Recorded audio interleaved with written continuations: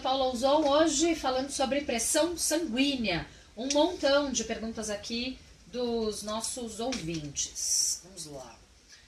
Se ficarmos por um tempo maior que o de costume sem nos alimentar, a pressão cai. Com isso pode vir uma tremedeira? Isso é um sintoma? Pergunta o Wagner do Rio de Janeiro, doutor. Não, de forma alguma. O que acontece é que muitas pessoas confundem, em função da tontura, achar que isso é por queda da pressão. Normalmente, quando você fica um tempo sem comer, você pode ter hipoglicemia. Então, tem muitas pessoas que têm hipoglicemia que atribuem a cair na pressão, sabe? Não é. Tem que, quando você tem tontura, é por causa da queda de açúcar no sangue. Uhum. O senhor falou sobre as doenças que podem ser decorrentes de alguém que passa a ter hipertensão. E o contrário, existe alguém que tem pressão muito baixa pode ter alguma doença por causa disso? Não, como eu falei, existe uma regulação muito rigorosa do organismo em relação à pressão, porque a vida depende disso, né? Então, você tem N mecanismos. Quando um falha, acontece outro, então a pressão é mantida. Você tem doenças onde você pode ter uma queda de pressão, mas não é uma queda de pressão tão importante de que provoque a morte, né? Você tem, por exemplo, hipotireoidismo, tem pressão baixa. Você tem pessoas que têm, por exemplo, caquexia, por alguma doença, a pressão costuma ser um pouco mais baixa, mas não baixa a ponto de falecer. A queda de pressão a ponto de falecer é o estágio final de um monte de doença. Daí a pressão cai, mas já está para morrer. Tá.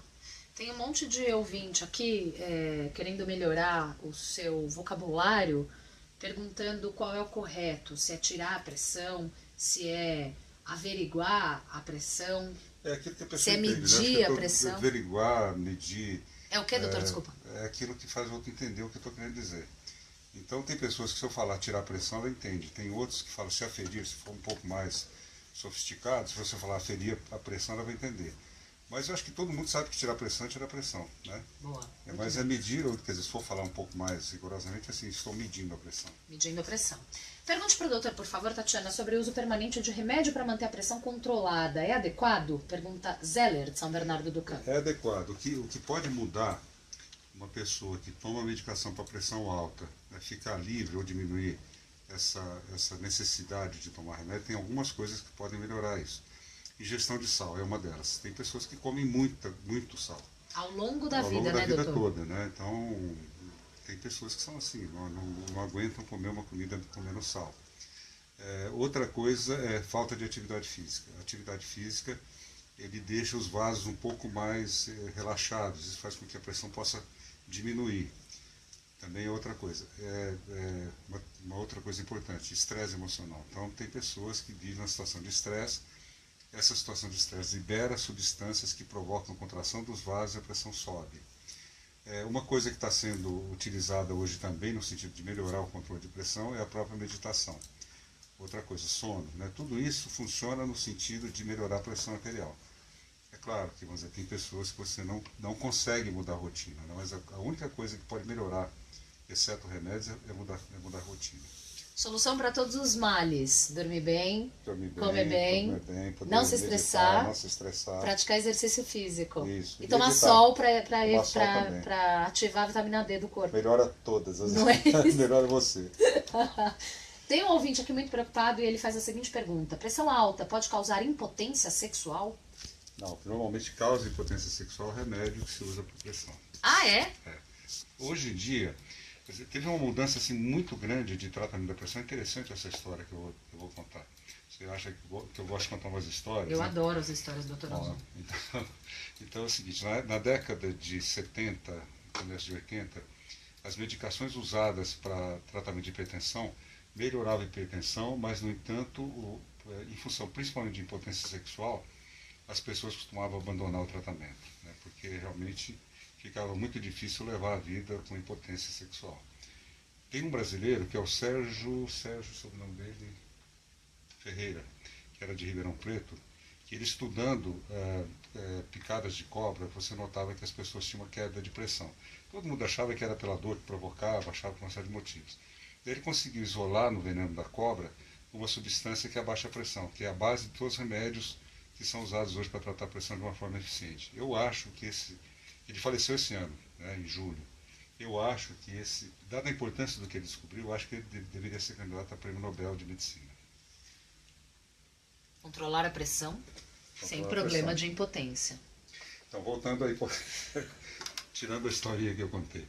Então, os remédios que normalmente são usados, mesmo esse que é derivado do veneno da jararaca, ele também pode provocar uma diminuição do afluxo de sangue ao pênis, por exemplo. E com isso você tem dificuldades sexuais.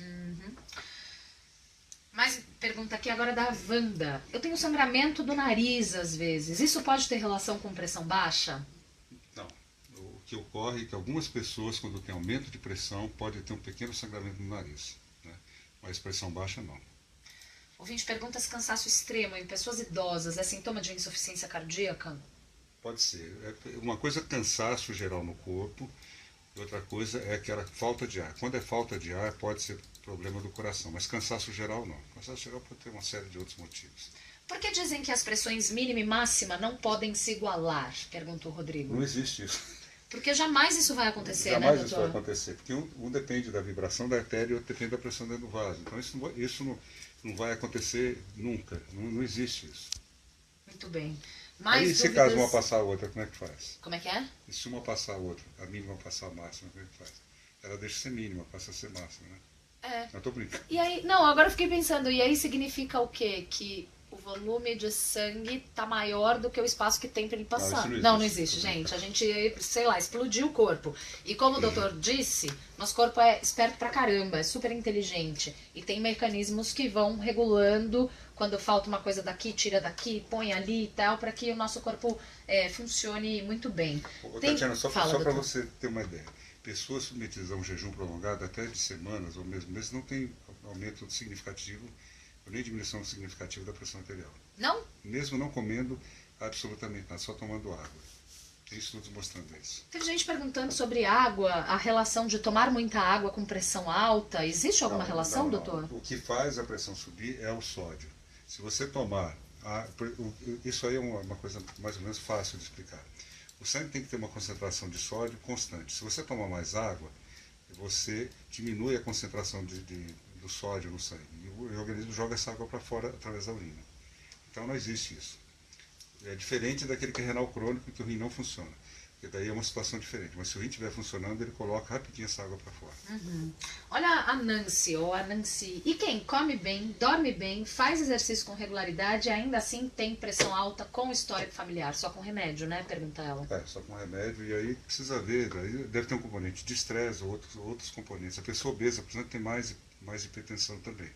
Então precisa ver, tá certo? Deve ter algum mecanismo, alguma outra coisa que está funcionando. Pode ser o sal, pode ser estressado, né? Isso faz subir a pressão. Muito bem, Dr. Paulo Ouzon, o doutor diagnóstico, toda segunda-feira conosco. Hoje, excepcionalmente, na quarta, mas volta na próxima segunda-feira com um tema novo, tirando a sua dúvida. Caso você tenha alguma, pode escrever para ele até lá, não precisa esperar até segunda-feira. Doutor Diagnóstico, por extenso, doutordiagnóstico@bandnewsfm.com.br.